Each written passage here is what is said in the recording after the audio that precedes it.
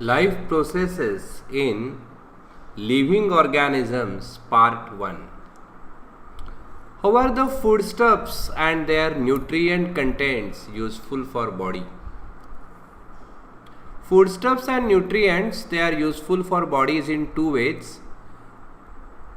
One is to get energy for doing various mechanical and chemical works, and second is for building the body. That means making various chemicals like proteins that make up the body. What is the importance of balanced diet for body?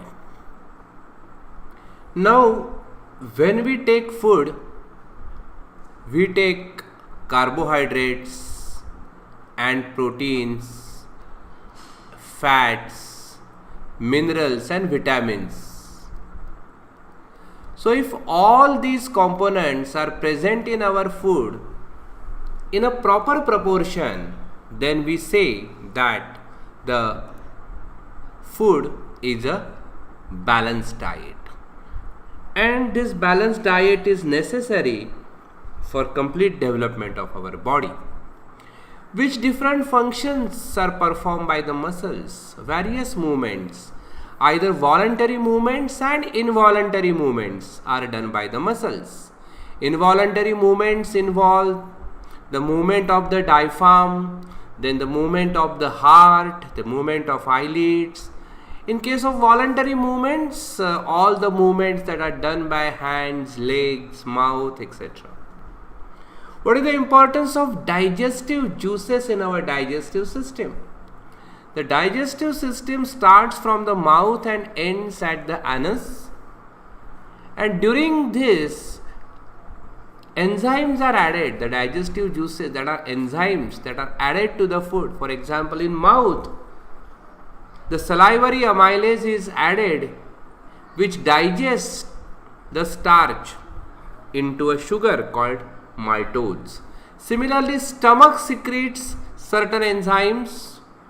Then enzymes are secreted into small intestine, and in all this process, complex organic matter is converted into simple organic matter, which can be absorbed by the body, and those simple molecules are used for various functions of the body. Which system is in action for the removal of waste material? That system is called excretory system. The nitrogenous wastes which are produced in our cells, they are transported to the kidneys via blood, and kidneys filter those nitrogenous waste and throw out these nitrogenous waste in the form of urine. So excretory system is the system which does this job. What is the role of circulatory system in energy production? Energy production requires the food molecule, that is glucose molecule, and oxygen. Both these materials are transported to the cell via the circulatory system. The digested food is absorbed from the intestine, small intestine, whereas oxygen is absorbed in the lungs. And from small intestine and lungs, these materials are taken to each and every cell of the body, where they are utilized for the production of energy. How are the various processes occurring in human body controlled? They are controlled in two ways. One is the nervous control, and the second is chemical control.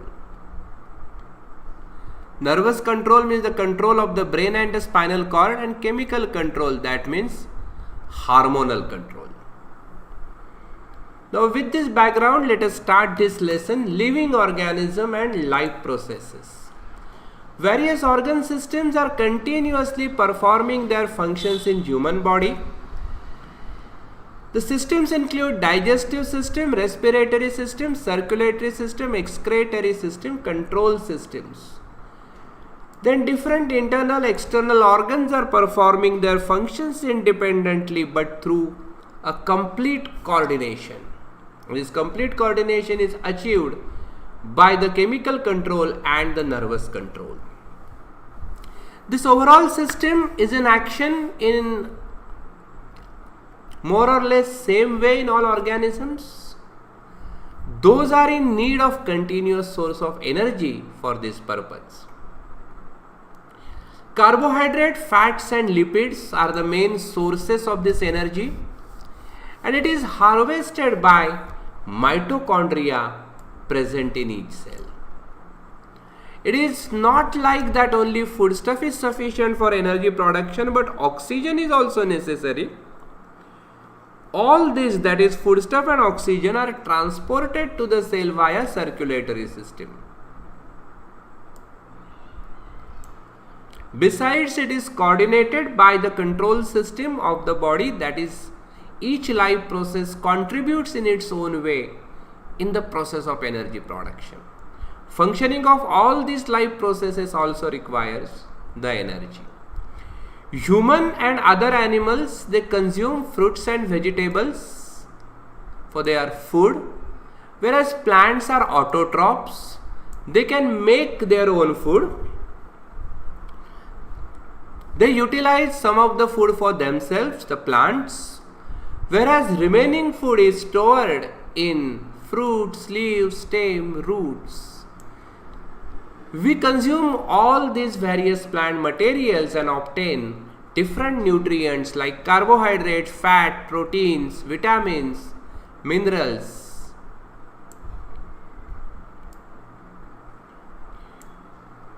We obtain carbohydrate from milk, fruits, jaggery, cane sugar, vegetables, then potatoes, sweet meat, cereals like wheat, maize, ragi, jowar, millet, rice, etc. We get 4 kilocalorie of energy per gram from the carbohydrates. Let us study the way by which this energy is obtained. Many players are seen consuming some food stuff, and they do it to get the instant energy. Respiration. What is respiration? Respiration is of two types, that is internal respiration and external respiration. In external respiration, the exchange of gases takes place, whereas the carbon dioxide produced in the body is given out and the oxygen is absorbed from the air and is used for the oxidation of glucose in the cell. Oxidation of glucose molecule in the cell is called the internal respiration or cellular respiration. In this diagram, the respiratory system of human being is shown, which shows the nostrils, the mouth, the larynx. Then here the alveoli are shown, and the network of the tubes which carry the air are shown here. How many atoms of carbon, hydrogen, oxygen are present in a molecule of glucose? Formula of glucose is C6H12O6. That means it has got 6 carbon molecules. Then it has 12 hydrogen molecules and 6 oxygen molecules. So its formula is C6H12O6. C6H12O6. Which type of chemical bonds are present in these atoms?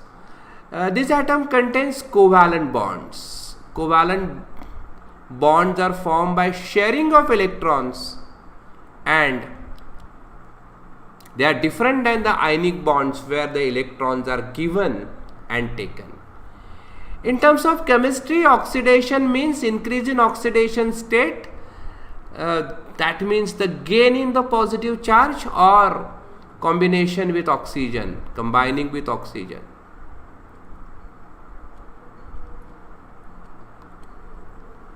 The carbohydrates of the food that we consume every day are mainly utilized for the production of energy for daily need. This energy is obtained in the form of ATP molecules. For this purpose, glucose, a type of carbohydrate, is oxidized step by step in the cells. This is called cellular respiration. Cellular respiration occurs among living organisms by two methods. One is called aerobic respiration, in which oxygen is involved, and the other is called anaerobic respiration, which takes place without involvement of oxygen.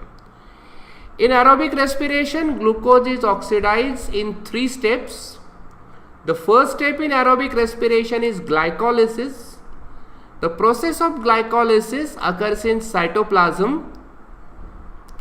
A molecule of glucose is oxidized step by step in this process, and 2 molecules each of pyruvic acid, ATP, NADH2 and water are formed. So here the first step, that is glycolysis, which takes place in cytoplasm, in this glucose molecule is broken down into 2 molecules of pyruvic acid, then 2 molecules of ATP, adenosine triphosphate, then 2 molecules of NADH2 and 2 molecules of water. This is called glycolysis. Molecules of pyruvic acid formed in this process are further converted into acetyl coenzyme A. Acetyl coenzyme A. 2 molecules of NADH2 and 2 molecules of carbon dioxide are also formed in this process from pyruvic acid. So this entire process is the glycolysis process. Then the tricarboxylic acid cycle takes place. In this both molecules of this acetyl coenzyme enter into mitochondria. Cyclic chain of reaction called tricarboxylic acid cycle or TCA cycle is operated on it in the mitochondria. Acetyl part of acetyl coenzyme is completely oxidized. So here acetyl coenzyme is completely oxidized into molecules of carbon dioxide, water, NADH2 and FADH2. Acetyl coenzyme is converted into carbon dioxide, water, NADH2 and FADH2. We'll see the long forms of NADH2, FADH2 afterwards. So first step is glycolysis, as we have seen, in which 2 molecules of pyruvic acid, 2 molecules of ATP molecule, 2 molecules of NADH2, 2 molecules of water are formed. From 2 molecules of pyruvic acid, 2 molecules of acetyl coenzyme are formed. And in tricarboxylic acid cycle, this acetyl coenzyme are converted into carbon dioxide, water, NADH2, FADH2. So you can see the NADH2 forming here, NADH2 forming here, also in this tricarboxylic acid cycle. Along with that, ATP molecules are formed in the glycolysis step, and again in the next step more ATP molecule will be formed, and that is the electron transfer chain reactions. The molecules of NADH2, FADH2 formed in all these processes, that is glycolysis and tricarboxylic acid cycle, are now converted into ATP molecule by an electron transfer chain reaction. From each NADH2 molecule, 3 ATP molecules are formed, and from each FADH2 molecule, 2 ATP molecules are formed. Electron transfer chain reaction is operated in mitochondria only. So for this second step, means after the glycolysis, the next two steps they take place in mitochondria. We can see the mitochondria here. It has a two-layered structure. The outer layer is porous, whereas the inner layer, you can see it is deeply folded to increase the area of that layer so that a faster chemical reaction can take place. And you can see that one is the Krebs cycle that takes place in mitochondria and the other is electron transfer chain reaction. Thus a molecule of glucose is completely oxidized in aerobic respiration and formation of carbon dioxide and water. These are the ultimate products of this reaction. The ATP molecules are formed in this reaction. They are adenosine triphosphate. It's an energy rich molecule and energy can be stored in the bonds by which the phosphate groups are attached to each other. These molecules are stored in the cells as per need. Chemically, ATP is triphosphate molecule, means it has 3 PO4 phosphate radicals formed from adenosine ribonucleoside. It contains a nitrogenous compound adenine, then a pentose sugar ribose and 3 phosphate groups. As per the need, energy can be derived by breaking the phosphate bond of ATP, and hence ATP is called the energy currency of the cell. You can see here, when there are many ATPs available, then the battery of our body is charged, and when the ATPs are converted into ADP, that means this third phosphate is cut from here and then energy is released in this reaction. Then you can see the battery of the body is drained.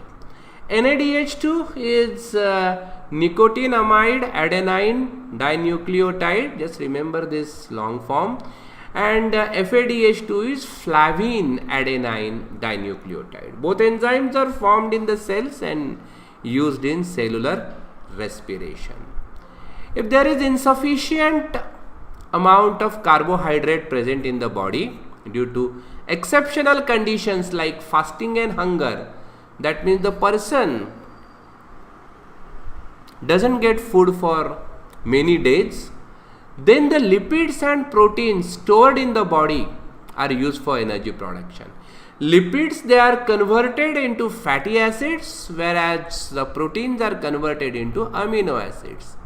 And these fatty acids and amino acids are then converted into acetyl coenzyme, and energy is obtained through the complete oxidation of acetyl coenzyme in Krebs cycle.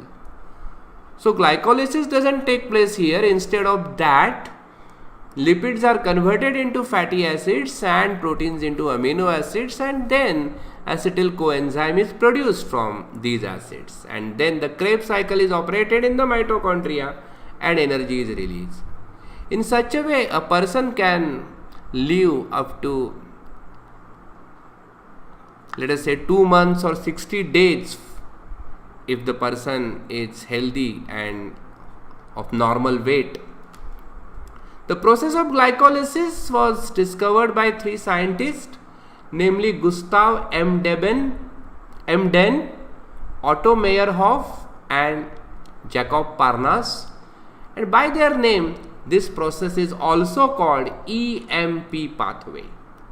The cyclical reactions of tricarboxylic acid cycle were discovered by Sir Hans Krebs. Hence this cyclical process is also known as Krebs cycle. These are the flowcharts of aerobic and anaerobic respiration. Let us first see the aerobic respiration here. Here carbohydrates are converted into pyruvic acid using glycolysis step.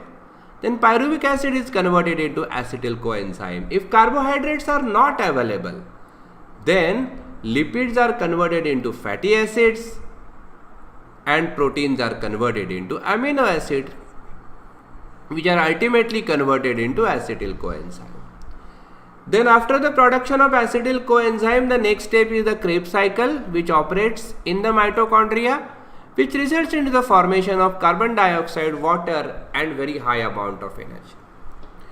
But every time this aerobic respiration doesn't take place. At some times anaerobic respiration takes place. Some organisms cannot live in presence of oxygen. For example, many bacteria, they cannot live in presence of oxygen. Such organisms have to perform anaerobic respiration for energy production. So in anaerobic respiration, the first step is common as the aerobic respiration, that is glycolysis. But after glycolysis, the Krebs cycle and the electron transfer chain reaction doesn't take place. Instead of that, fermentation is take place. So anaerobic respiration has two steps. One is glycolysis and other is fermentation. The glucose is incompletely oxidized and less amount of energy is obtained in this type of respiration. The pyruvic acid produced through the glycolysis is converted either into organic acids or alcohol with the help of some enzyme in the process, and this process is called fermentation. Some higher plants, animals and aerobic microorganisms also perform anaerobic respiration instead of aerobic respiration if there is depletion of oxygen level. For example, seeds, when they are submerged underwater and when they do not get enough oxygen, they perform anaerobic respiration. While performing exercise, muscle cells, if they do not get enough oxygen, then they do anaerobic respiration, which produces lactic acid, and accumulation of lactic acid feels tired and there are cramps in the muscles. So this is the flow chart of anaerobic respiration.